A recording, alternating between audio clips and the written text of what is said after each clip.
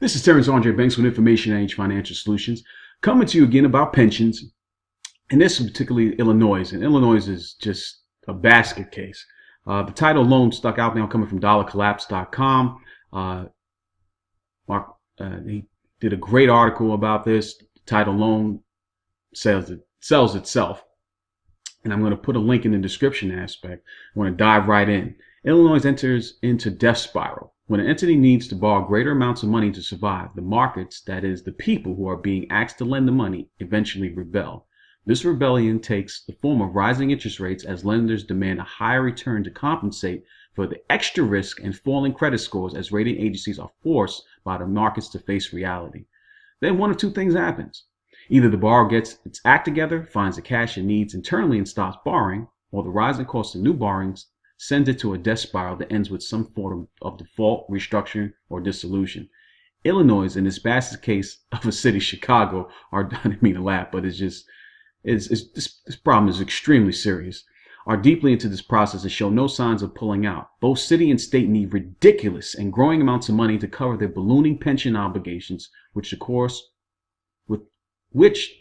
won't let them cut. Again, you'll destroy a city just to keep this thing going afloat, which is insane. And they've made the option that we cannot pay this, but they're demanding the courts now won't let them cut it. It's phenomenal time.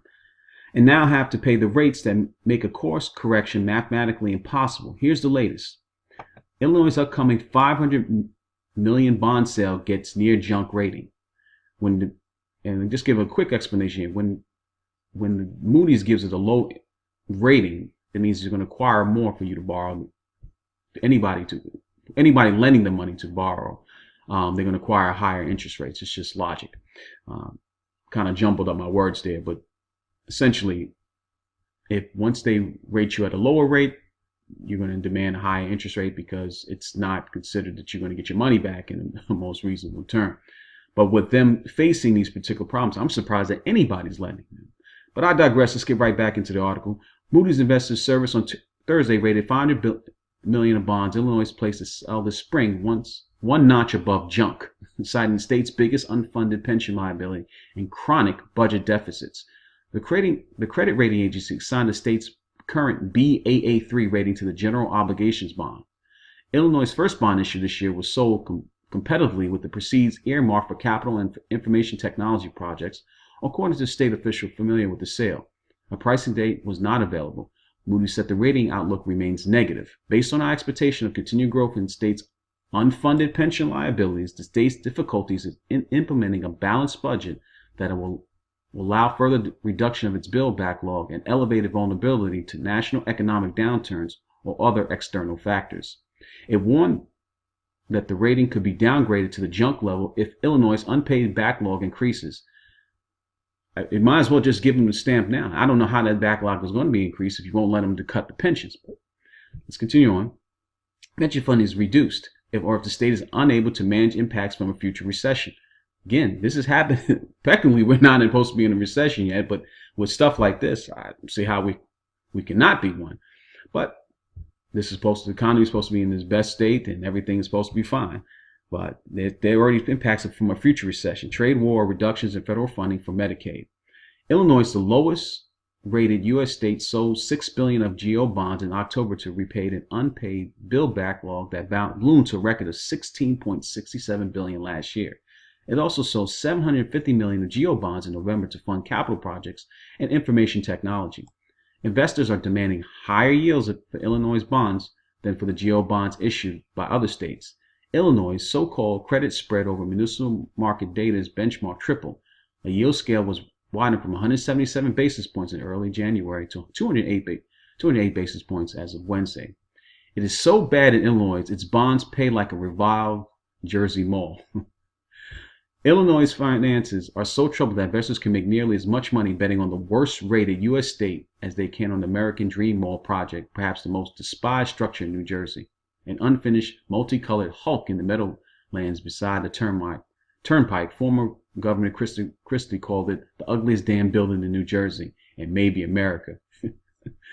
Yet bondholders are asking to get paid nearly as much to own Illinois' debt as they are demanding in return for holding the long-delayed mall's unrated revenue bonds, a consequence of the state perennial budget distress that's left it teetering near junk grade. They do a chart here.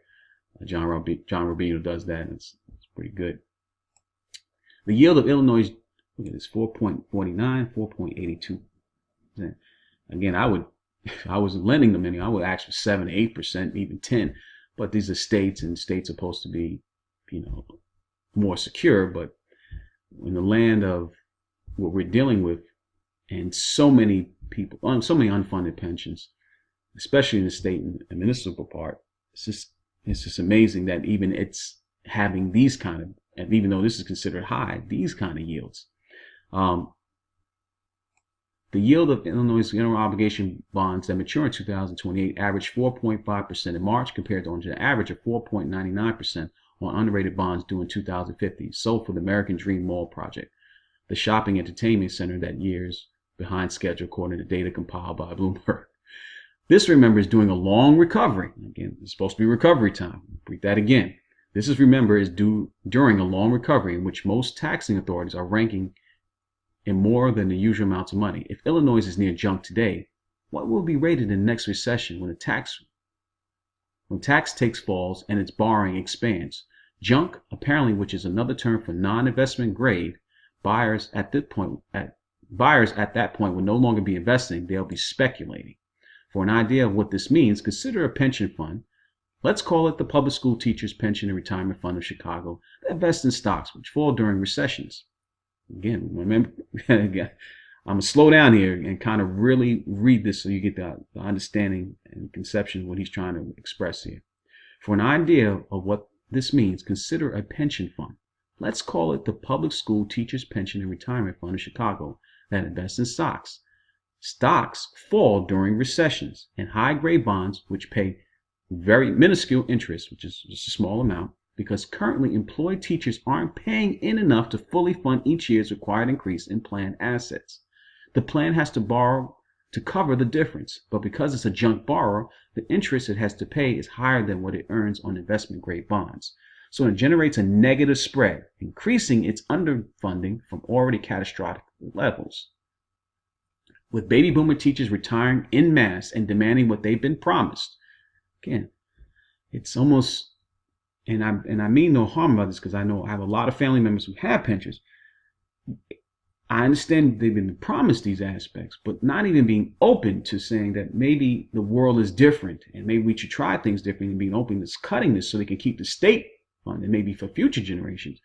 That's not what's being the case. They're going to keep demanding and keep pushing until it's brink. And of course, the government's going to come in and probably print dollars, which causes a hyperinflation. But again, I digress. With baby boomers teachers retiring en masse and demanding what they've been promised, what was once an accounting issue becomes a cash flow issue, in the sense that there is literally not enough cash to pay current bills. And that's the end. It's no clear what happens next because states technically can't go bankrupt. But whatever it is called, the result will be some sort of default. And the market's reaction will, as with all big failures, be a sudden burning interest into who's next. That search will turn up plenty of cities in a few states and will have the catalyst for the next crisis. I couldn't say it any better than that, John. So, again, I report about the pensions a lot because I believe this is one of the largest crises that we're facing, and it affects so many of our parents, uncles, grandparents, and it's just going to just keep catastrophic. So we got to be prepared for this. If this video has been any value to you, please subscribe, leave a comment, and to my next video, I'm out.